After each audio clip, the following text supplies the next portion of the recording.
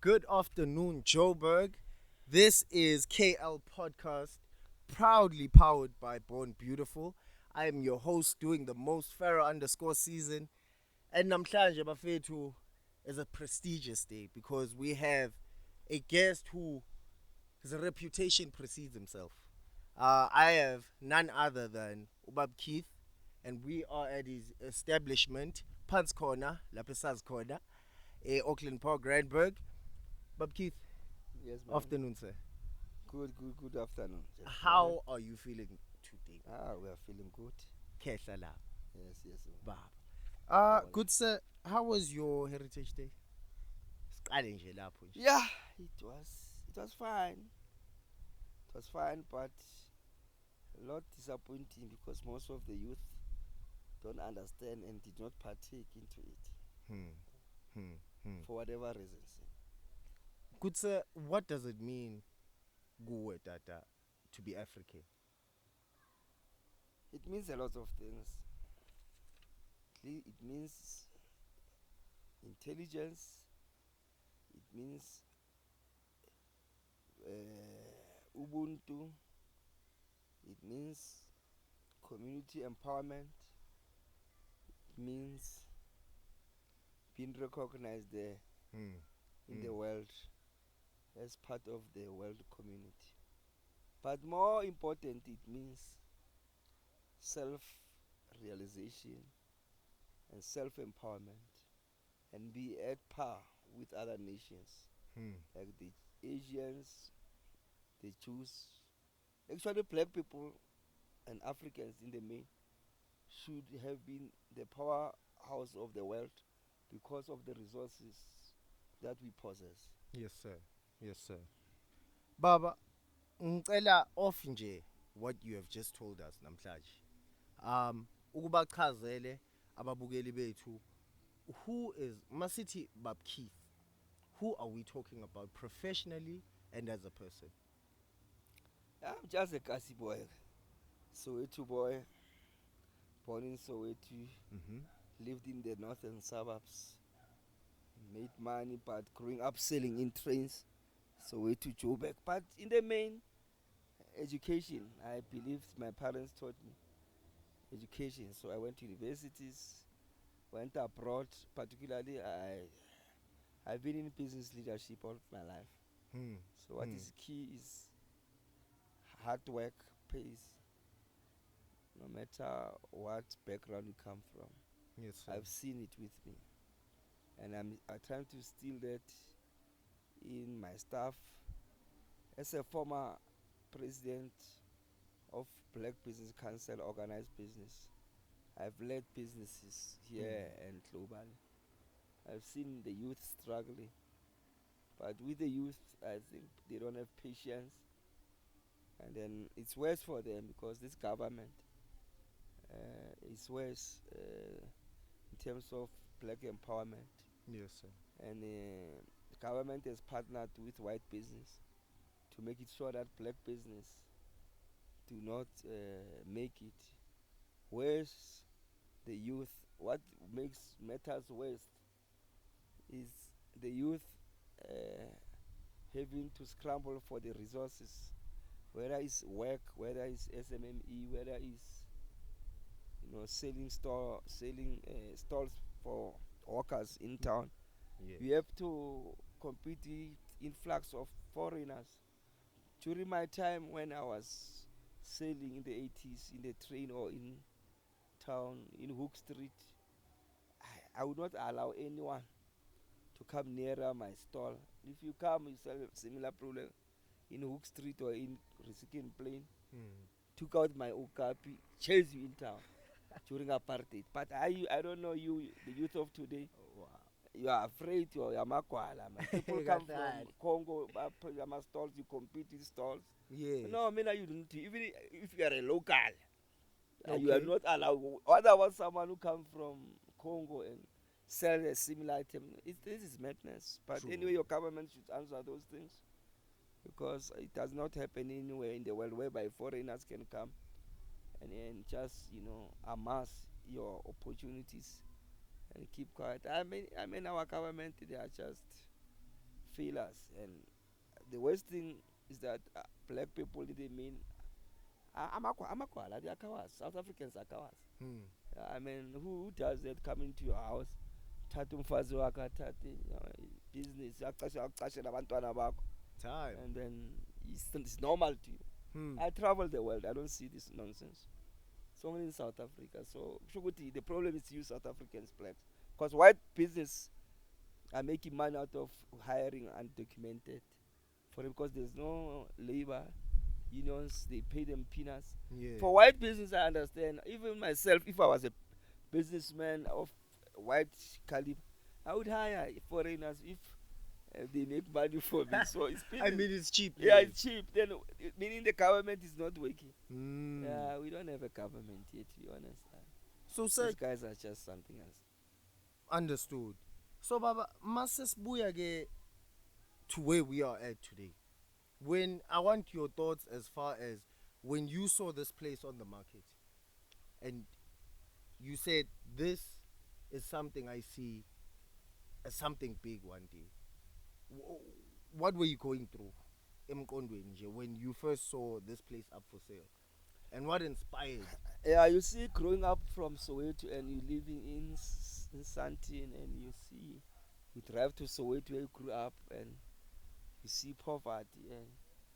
And when I identified this, it was TV studios Okay. producing for SABC, and I thought of communities around. Particularly, I was touched by colored communities, Mm-hmm. which are Westbury, that I wanna empower them with empowering initiatives. Like we did lot of training for free for communities, Okay. script writing, TV production, editing, and anything presenting. And to my dismay, people who were coming to free lessons was kids from Alexander, Soweto, Tembisa, Fosoda. Hmm. Local kids could not, but when you try to advertise in local Kofifi station, you are told, even if you are doing a good service, Hmm. to pay 12,000 to advertise an initiative that you don't benefit. Myself, I I was go. feeding those kids from my pocket, flying people from Cape Town to treat these kids. A free broadcaster like Kofi says I must pay 12,000. So, Aish. and I attended meetings. Yeah, I realized, you know what? Hmm. Sometimes age is not on my side to fight these things. The battle is left to you, the youth. Yeah. Absolutely, sir. So now we've bought the place. We're turning it into this vision, Keith's lifestyle. What are some of the services you provide? Like, Yeah, you see, remember, I never bought this thing for making money. I made my money somewhere. yes, sir. And then, I tried to, was operating the Sofen as my, and realized from the Sofen to something it was killing me.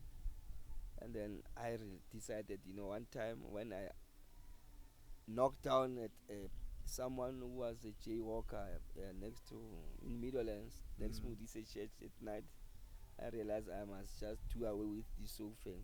Okay. And then I said, Also, that was you yeah, originally. yeah. Okay. And I thought, let me come and try something here. And okay. Yeah, just because I was accommodating that hospitality, initiative that I had around this, and then it started. Yeah, it's coming okay, because here we've got a Mhm. rooftop, we've got 4 venues for hire, we've got TV studio, music studio, we've got bed and breakfast, Wow. we've got we are developing a takeaway.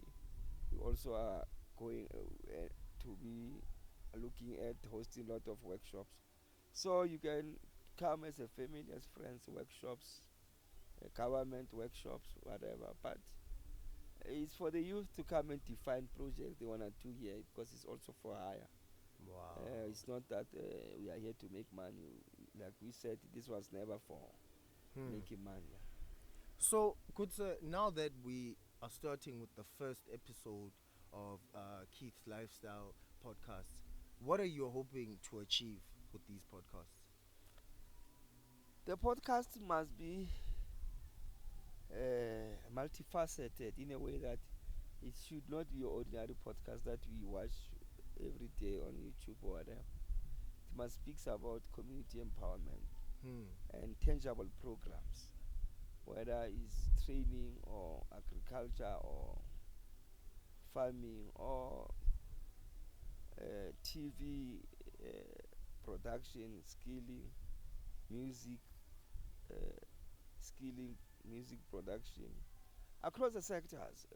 Because here at Kitlete we got those facilities. Okay. TV, then we are prepared to share with the youth and with good initiatives and also facilitate funding from government. But we are not going to wait for government.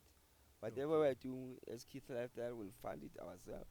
Where possible, we'll partner with organizations around like MTN, Coca-Cola, Social Foundation. I've made few calls yesterday to some CEOs. Mm-hmm. So it's something that I think the private sector should take this initiative Yes. because they know me personally. Uh, Youth can be helped by people like myself as I work with a lot of professionals from actuarialists, developmental economics, chartered accountants, statisticians. Those are people that are working with me as a team, Yes. but me sharing some of the streams within empowerment. Hmm. But yeah, it's a journey that I think it should be left to the youth because we want to work wherever we are as Kids Lifestyle, bring universities. But we want to take Kids Lifestyle to be a broadcast Hmm. of the unknown, Yes. where the unknown should come and Yes. rise and expose them to international footprint Hmm. from International Broadcasting Convention Amsterdam. We want to take our African content to display and sell it there to go and see what the world is doing about content Wow. and like content anywhere, anyhow, anytime. As I've studied in various places from South Korea to Amsterdam, I've seen it how you can make money, particularly in Brazil and South. So the youth are the ones that must go out there and see the world, Okay. travel, go and see it, because sitting around Johannesburg, a lot of South Africans, particularly blacks, don't travel. And when they Hmm. travel, they end up in hotels. They don't go to the locations. Whether you are mm, in when I'm in countries like whether it's Addis Ababa, whether it's Brazil or whatever, I go to Lokshin, like Okay. Oh, directly. okay. That's Okay. where you get the raw and how things are done. You don't end up in hotels like our politician and our business people do. You don't get a feel Yeah, for the because you are place. in a I feel. hotel, and so go and ask a taxi man, take me to Lokshin, and you see the vibe. I mean, in Brazil, I was there, the Mm-hmm. street bash in Rio every day, and that content that encompasses food, art, fashion in the street every day. It's a Hmm. market every day. I mean, and Wow. in Johannesburg and something is sleeping at night. That I spoke to City of Joburg tourism. They don't know what they are doing. I said, why don't you create a market for Africans? Market so that tourists don't sleep at something at night. We have a cultural festival, food, combo tea, The and lights. life. In Yes. other countries, you don't sleep. You are the only one who decides what time you want to sleep. The show goes on 24/7. 24 hours. Wow. The transport is 24 hours. So it's only your body that will tell you to go and sleep. When you wake up, I think some of you have been to Drakensberg where it's, I don't know, smoking dragon, Yes. Yeah, so if you can see that kind of vibe. But we don't Wow. have such things in South Africa. Wow. I don't know, it's a rugby match, it's soccer. So that's it. So now, speaking of opportunities and bringing them to the youth, because this is what I'm picking up in everything that you do. It is always inspiring. It is always for the betterment of the youth. Who can we expect on Keith's Lifestyle podcast going into the future? Yeah, how you see, development is not a one man show. Like I said, we work with various people, whether they are bankers, whether they are business people. The podcast, as it gives a leeway, as a Kid Lifestyle podcast, and partnering with you guys as a management company of this, we need to bring people who bring money when they leave, who Yes. can touch the projects. But we must also have professionals who can, of which we've got CAs, corporate finance who will package business proposal Mm. so that you don't go and knock in the door and say I want money. It doesn't. The world doesn't work like that. There's corporate governance. There's generally accepted accounting standards. There are issues of general. There's laws. So the companies must also know that we've got professionals who can put documents. But at the end of the day, we need youth to understand and work. And I think the sky is the limit. Mm. I myself, I don't think next year I'll be in this country. I've chosen to go and relocate in Europe. Okay. So, but I need to lay a foundation so that I live kid lifestyle in the hands of capable youth. I think over 50, I can't be doing the same thing. Okay. Well, sir, if there is anything in your journey as becoming who you are today, what is it that you could say or inspire the youth ngayo namhlanje to tell them, like for instance, um, especially when it comes to influences such as drugs and alcohol and women, the craze that we have going. You know what? To be honest, during apartheid, there were a lot of opportunities. Okay. Yeah, for us, it was difficult. We were selling illegal in train, and then In the country. yes, remember you don't have permit. Get Okay. arrested, you get released. You are 12 years. But white people, some white people left us. So I think I cannot blame this youth to be in drugs. I mean, drinking liquor.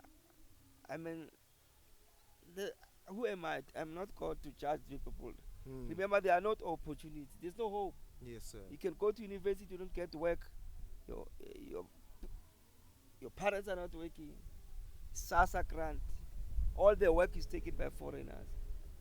There's no pride, and who am I to say you must not take drugs? Myself, maybe I would have also resorted to drugs if there was no opportunities. I mean, who am I? True. If a True. country cannot see that their own are developing school, what work opportunities, what do you do when you know it? You start with a cigarette, And yeah, and gradually it gradually picks in up. Sango. Hmm. When I things I mean, it's natural phenomenon. Injad. So I mean, that's why I don't see hope, to be honest, unless our youth go to school, they go out of the country, they stay in Europe, they stay in. There are countries that are positive. Tanzania is positive in Africa. Ethiopia is positive. I was there, and then Okay. I think uh, I don't know what's the plan of this government, but I don't see any plan, to be honest. Hmm. Let us be honest. They don't have a plan. Hmm.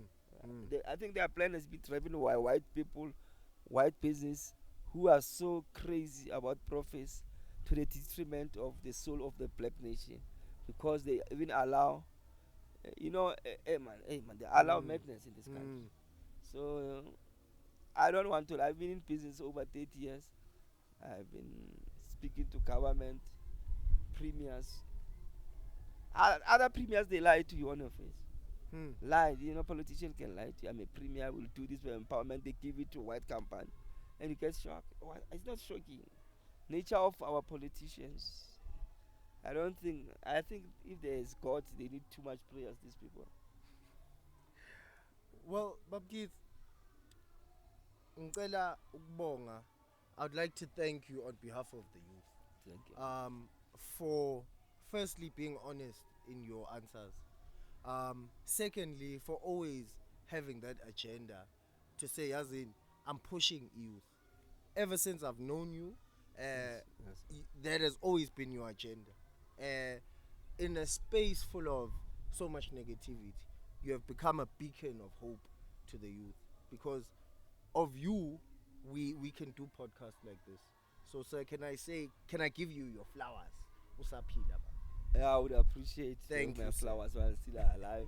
Thank you, sir. And then remember, it's your channel. It's not my channel. Mine is just to make it that I bring resources, whether from my businesses or from my contacts here or global, so that you become some people that you can stand tall with a child from Kenya, a child from Germany. That's what it's all about. Mm. Competition out there. But if we don't do it, who's gonna do it? Who's gonna do Yeah. it, sir? Thank you for hosting us. I think there's more to come. Well, you've heard it from the man himself. This is Fair underscore season cutting out. We out. It's done.